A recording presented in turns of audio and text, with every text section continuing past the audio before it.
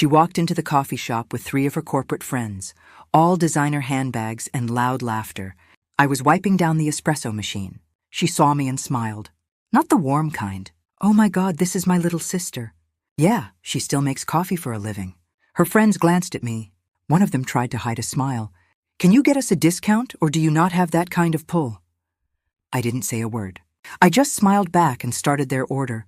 What would you do if your own family turned you into the punchline every single day? Here's the thing. She had no idea I already owned the receipt she was about to sign. "Where are you watching from? And what time is it there?" Hit that like button if you've ever been underestimated by someone who should have known better. And subscribe because this story has a lot of layers. She thought she knew my whole story. She didn't even know the first chapter. Let me back up. My sister Claire has always been the golden child. MBA from a top school. Corporate job at 24. The kind of person our parents introduced first at family gatherings. This is Claire. She just closed a 6-figure deal. And then, almost as an afterthought. And this is Maya. She's still figuring things out. I got a business degree too, but I didn't go straight into a glass tower. I took a job at a local coffee chain. Entry level. Minimum wage plus tips. People thought I was lost. I wasn't. I wanted to learn the business from the inside. How the supply chain worked. How customer flow changed by the hour. What made a location profitable and what killed it. I spent 5 years doing that. Opening shifts, closing shifts. Inventory counts at 2 in the morning. And every spare dollar I made, I saved it. I lived in a 400-square-foot studio. I packed lunch 6 days a week. I didn't buy new clothes unless something ripped. At night, I studied franchise economics and watched my investment app like a hawk. I kept records of everything. Bank statements, stock purchases, incorporation documents, every receipt. I always knew that one day I'd need them. My mentor was the retiring regional manager, a guy named Tom. He saw what I was doing. "You're not just making lattes, are you?" "No, sir. I'm building a foundation."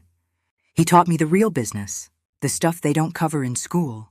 And then, 3 months ago, Claire crossed a line. She called me on a Tuesday afternoon. "Hey, I need a favor."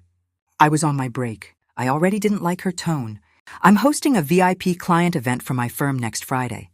We need someone to do the coffee service. You know, make it feel premium." I waited.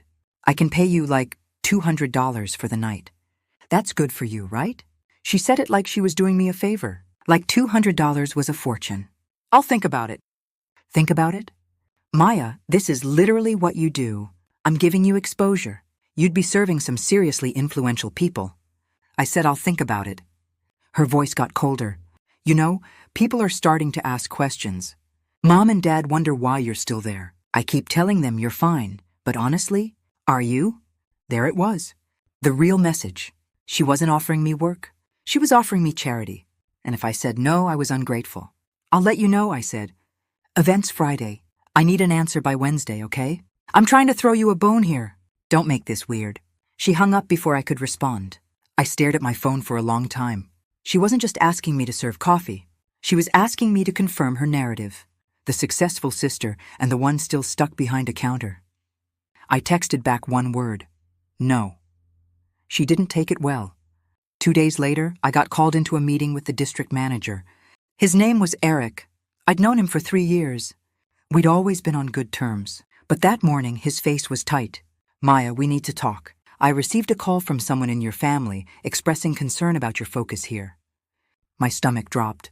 They mentioned some personal struggles and wondered if you were planning to stay long term. I couldn't believe it. She'd actually called my boss. "Eric, I'm completely committed to this job. There are no struggles. I'm not doubting you. But I have to ask, are you happy here? Do you see a future?" The irony was suffocating. I had a term sheet on my phone. A signed purchase agreement for equity in the parent company. I was weeks away from becoming his boss's boss. But I couldn't say that. Not yet. The deal wasn't public. "I see a future," I said carefully. "I'm asking you to trust me." He nodded, but I could see the doubt. That night, Claire sent me a text. "Heard you had a rough day. Maybe reconsider Friday?" No shame in needing the work. I wanted to scream. I wanted to send her a screenshot of my brokerage account and watch her spiral. But I didn't. I just turned off my phone and sat in the dark. For the first time in 5 years, I thought I might actually lose. The next morning, I met with my lawyer and my business advisor in a conference room downtown. I needed to see the numbers again. I needed to remember why I'd kept quiet for so long. My advisor, Karen, slid a folder across the table. Let's review where you are. First page, my brokerage statement. Over 4 years, I'd made systematic purchases of the parent company's stock. Small amounts at first, $50 here, $100 there. Then bigger chunks as I got promoted to shift lead, then assistant manager. Total invested, $127,000. Current value, $310,450. I stared at the number. You're at 22.3% cumulative ownership, Karen said. One more tranche and you'll have the votes you need. My lawyer, David, tapped the second document. Your LLC has been active for 18 months. Everything is clean. And if your sister keeps interfering with your employment, we'll have documentation of harassment. She's building your case for you. I almost laughed. She thought she was cornering me. She had no idea she was handing me leverage. Let her think she won, I said. For now. Karen smiled. Just a little longer, then you can stop hiding. I walked out of that office with my head up. The receipts were real, and they were just the beginning. Claire didn't stop. She called our parents and told them I was in trouble at work. Mom called me that night, and I could hear the worry in her voice. Honey, your sister said you might be let go. Why didn't you tell us things were bad? Mom, things aren't bad. I promise. She said she's been trying to help you, but you won't let her. I closed my eyes. She's not helping me. She's controlling a narrative. There was a long pause. Maya, I don't understand what's going on between you two. But she's your sister. She loves you. I wanted to tell her everything. But I couldn't. Not yet. I know, Mom. Just trust me, okay? 2 days later, we had a family dinner. Aunts, uncles, cousins. 20 people crammed into my parents' house. Claire showed up with a folder. She handed it to me in front of everyone. I've been networking on your behalf, she said, loud enough for the whole table to hear. I pulled some strings and got you interviews for entry-level corporate roles. You're welcome. I opened the folder. Printed job postings, receptionist, administrative assistant, data entry clerk. My cousin leaned over and whispered, Are you okay? Like financially? The humiliation was surgical. I looked at Claire. She was smiling. Thank you, I said quietly. I took the folder. I didn't argue. I didn't defend myself. I just swallowed the rage and stayed silent, because in 12 days, the acquisition would close, and she'd understand exactly what she'd missed. 1 week later, I was back in David's office. He slid a heavy bound document across his desk. Congratulations, he said. You're the owner. I looked down at the cover page. Purchase agreement. Controlling interest acquisition. 31% equity stake. The deal had been structured as a leveraged buyout. I'd partnered with a venture fund that believed in my vision. Total deal value, $4.2 million. I now owned 53% of the regional franchise group. 18 locations. I was the majority owner. When does it go public? I asked. Next week. Regional Leadership Summit. They'll announce the ownership transition. Then David pulled out another folder. This came up during routine due diligence. I thought you should know. Inside was a credit report and a lawsuit filing. Claire's name was at the top. Outstanding credit card debt, $89,750. And a lawsuit from her former employer. The claim? Unauthorized personal expenses charged to a corporate account, $37,400. I stared at the pages. Suddenly, everything made sense. She's not punching down for fun, I said quietly. She's desperate. David nodded. People don't attack out of strength. They attack out of fear. I closed the folder. Now I understood, and now I knew exactly what to do. I'd spent so long thinking Claire just enjoyed making me feel small. But it wasn't about enjoyment. It was survival. Her corporate job wasn't as golden as she made it sound. 6 months earlier, she'd been demoted after the expense scandal. She was barely hanging on, but she couldn't let anyone know. So she kept up the appearance. Luxury apartment, leased car, designer wardrobe, all of it financed by credit cards she couldn't pay off. She'd tried to borrow money from our parents, but they were stretched thin from Dad's medical bills. So she built a different strategy. Make me the failure. Make me the one who needed saving. If I looked broke, she looked generous. If I looked unstable, she looked responsible. And maybe, if she played it right, she could even ask me for a loan later. Assuming I had nothing. She never imagined I'd been building wealth in silence. Karen had said it best during our last meeting. She's leveraging perception. If you look like you need help, her house of cards stays up. But the second you look stable, it all falls. I remembered a conversation from months ago, Claire talking to Mom in the kitchen. I'm really worried about Maya. I think we need to step in before she hits rock bottom. It was never about me. It was about her. And now that I understood that, I could finally let go of the anger. I could have done a lot of things with what I knew. I could have sent the credit report to our parents. I could have posted about the acquisition on social media before the official announcement. I could have made her feel as small as she'd made me feel. But I didn't want revenge. I wanted freedom, so I made a plan. The Regional Leadership Summit was scheduled for the following Thursday. It was an annual event where franchise managers, staff leads, and key stakeholders gathered to hear about company direction. This year, the headline was the ownership transition. Claire had been invited. One of the senior managers was a friend of hers from business school. She'd be in the room when they introduced the new majority owner. Me. I wasn't going to call her out. I wasn't going to humiliate her in front of strangers. I was just going to stop hiding. I sat alone in my apartment the night before, looking at the event program. Keynote, meet your new majority partner. I took a breath. This wasn't about proving her wrong. It was about proving myself right. I sent a short email to the event coordinator. I'll be there. Please introduce me as planned. Then I made one more decision. No loan, no bailout. But if Claire ever asked for help finding a financial counselor or a real job lead, I'd listen.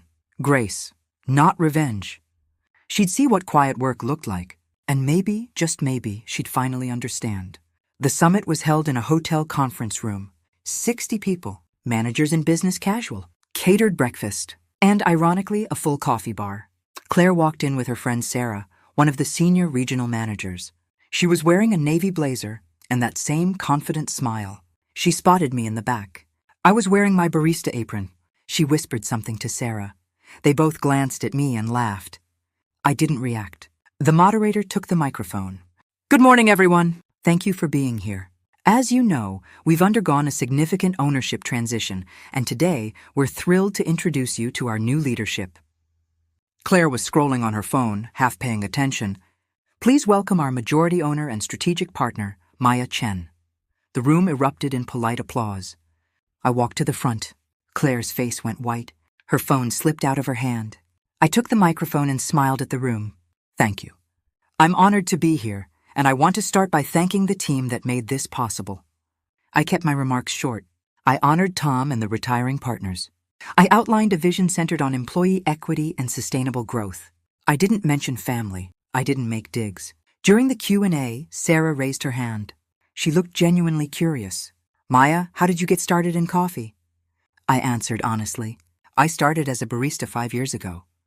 I loved the work, and I wanted to understand the business from the ground up before I had the privilege of leading it from the top. The room nodded. A few people clapped. I glanced at Claire. She was staring at the table. Then quietly, she stood up and walked toward the exit. No scene, no confrontation, just a silent retreat. I watched her go, and I didn't feel triumph.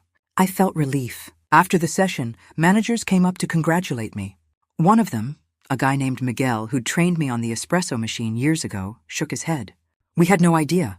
That's incredible, I smiled. I wanted to earn it first. Later, the leadership team projected the ownership breakdown and expansion roadmap on the screen behind me. 53% controlling interest, investment history from 2019 to present, franchise growth plan for the next 3 years. It was all there, clean, documented, real, and I hadn't said a single cruel word. Claire didn't contact me for 2 weeks. No calls. No texts. Nothing. Then, late on a Tuesday night, my phone buzzed. Can we talk? I stared at the message for a long time. Part of me wanted to ignore it, but I didn't. We met at a coffee shop. Not one of mine. Neutral ground. She looked tired. No blazer. Just jeans and a sweater. She sat down across from me and didn't say anything for a minute. Then quietly, I didn't know. I thought you were just stuck. I didn't let her off easy. You didn't ask, Claire. You assumed. She looked down at her hands. I know, and I'm sorry. I was drowning, and I made you the villain so I didn't have to face my own mess. It wasn't a perfect apology, but it was honest. I took a breath. I'm not going to loan you money, and I'm not giving you a job in my company. Her face fell, but she nodded. But if you want help finding a financial counselor Or if you need a reference for a real job somewhere else, I'll listen." Her eyes filled with tears.